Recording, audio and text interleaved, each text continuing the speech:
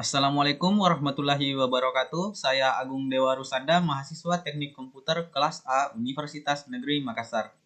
Video ini saya buat untuk memenuhi tugas kuliah saya mata kuliah struktur data, yaitu materi link list. Yang mana di sini tugasnya adalah membuat program sederhana mengenai double circular link list disertai fitur penambahan dan penghapusan elemen atau node. Oke, langsung saja kita masuk ke dalam videonya. Di sini kita coba jalankan dulu. Nah, ya misalnya kita pilih tambah data di depan, kita pilih satu, kita masukkan data misalnya 12. Selanjutnya Selanjutnya kita coba tampilkan, kita pilih 5. Nah, di sini bisa kita lihat data dalam listnya itu ada 12 seperti yang kita inputkan tadi. Kemudian misalnya kita tambah lagi data di belakangnya, kita pilih 2, misalnya kita tambahkan 15. Nah, datanya sudah ditambahkan. Misalnya kita coba tambahkan lagi di depannya, kita pilih 1, kita tambahkan misalnya 10. Nah, di sini sekarang kita coba tampilkan, kita pilih 5. Di sini bisa kita lihat tadi kita menambahkan 15 di belakang dan 10 di depan. Nah, ini sudah sesuai dengan yang telah kita tambahkan tadi sebelumnya. Oke, selanjutnya kita coba hapus datanya. Kita hapus data yang ada di depan. Di sini kita pilih 3, kemudian enter. Oke, satu data pada bagian depan list telah dihapus. Kita coba tampilkan untuk melihat hasilnya. Nah, di sini datanya tinggal 12 dan 15 karena yang 10 tadi sudah dihapus. Oke. Sekarang kita coba hapus data yang ada pada bagian belakang, yaitu 15. Di sini kita pilih 4. Nah, di sini muncul kalimat satu data pada bagian belakang list telah dihapus. Nah, kita coba tampilkan. Di sini data yang tampil itu tinggal 12, soalnya yang 15 ini tadi telah dihapus. Sekarang kita coba reset datanya. Atau kita coba tambahkan satu lagi. Misalnya 122. Nah, kita coba reset datanya, pilih 6. Semua data telah dihapus. Nah, kita coba tampilkan lagi, maka yang tampil adalah data dalam list kosong. Oke. Semua menunya telah kita coba, sekarang kita akan keluar dan saya akan menjelaskan kode programnya. Oke, di sini yang pertama ada include iostream. Ya, fungsinya untuk input dan output. Kemudian selanjutnya di sini ada deklarasi struct dengan nama node atau node. Kemudian ada variabel data dengan tipe data integer. Kemudian di sini dibentuk objek next dan preview dari struct node ini. Dan ada juga objek head dan tail. Di baris 11 ada inisialisasi, yaitu head sama dengan tail sama dengan 0, yang artinya head dan tail ini nilai awalnya adalah 0. Kemudian di baris 14 ada fungsi lmt yang fungsinya untuk mengetahui apakah link list kita kosong atau tidak. Jadi apabila tail sama dengan 0 atau head sama dengan 0, maka dikembalikan nilai 1 atau true, yang artinya link list kita sedang kosong. Namun apabila tail tidak sama dengan 0, maka dikembalikan nilai 0 atau false, yang artinya link list kita tidak sedang kosong. Kemudian di sini ada fungsi yang pertama, yaitu tambah depan dengan parameter integer d. Kemudian di sini ada pembentukan objek dengan nama baru dari struct node, yang kemudian dilakukan pengalokasian lokasi atau memori. Selanjutnya di sini ada variabel data pada objek baru diisi dengan D, kemudian ada pointer next dan preview. Selanjutnya di baris ke-25 ada seleksi kondisi untuk mengetahui apakah link list kita sedang kosong atau tidak. Di sini ada seleksi kondisi if lmt sama dengan 1, yang artinya apabila link list kita kosong, maka head diisi dengan head sama dengan tail sama dengan baru, yang artinya objek baru ini akan menjadi tail dan headnya, karena objeknya ya masih satu, masih objek baru ini. Jadi baru ini sebagai head dan tail. Nah, sehingga head, next dan previewnya diarahkan ke dirinya sendiri. Di sini pointer next pada head diarahkan ke head sendiri, kemudian preview pada head diarahkan ke head itu sendiri, dan next pada tail diarahkan pada tail itu sendiri, dan kemudian ada preview dari tail diarahkan ke tail itu sendiri, yang artinya diarahkan ke objek baru ini. Namun apabila link listnya tidak kosong atau ada isinya, nah di sini objek baru yang sudah kita bentuk, pointer next-nya akan diarahkan ke head. Kemudian pointer preview-nya akan diarahkan ke baru, sehingga antara head dengan baru akan saling berhubungan. Selanjutnya objek baru akan diubah menjadi fungsinya sebagai head-nya. Jadi yang baru ini sekarang menjadi head. Setelah diubah, pointer preview pada head diarahkan atau dihubungkan ke tail. Kemudian pointer next pada tail akan dihubungkan ke head atau diarahkan ke head. Kemudian selanjutnya di sini ada fungsi tambah belakang. Di sini parameternya pakai B. Kemudian deklarasi objek baru. Kemudian dilakukan pengalokasian memori. Di sini datanya diisi dengan B, kemudian ada next dan prev. Selanjutnya di baris 44 ada pengecekan apakah link listnya kosong atau tidak. Apabila kosong, maka next dan previewnya akan diarahkan ke objek itu sendiri atau objek baru yang dibentuk, karena pada kondisi ini objeknya baru satu, yaitu objek baru ini.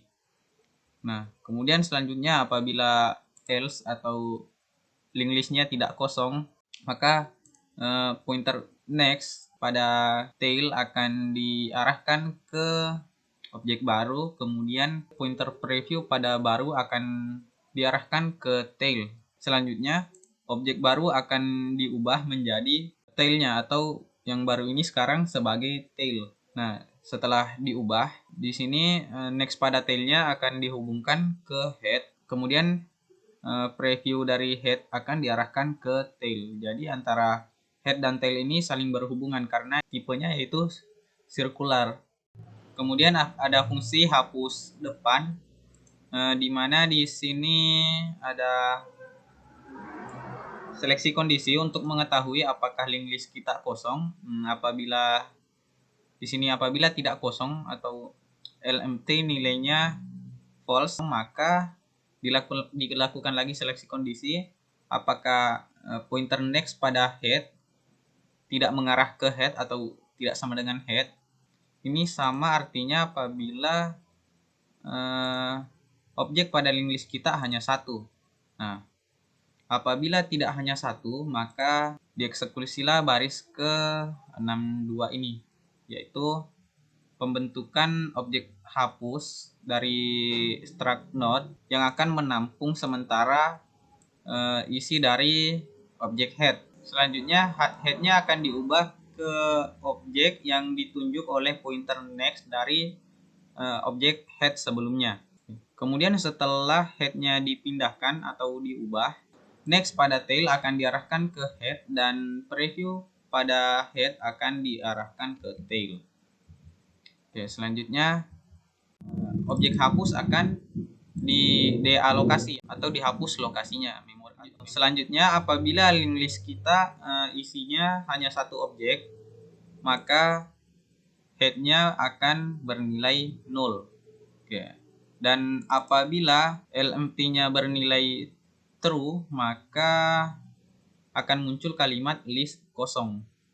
Oke, selanjutnya di baris 74 ada fungsi hapus belakang dengan keyword void yang artinya tanpa nilai balik.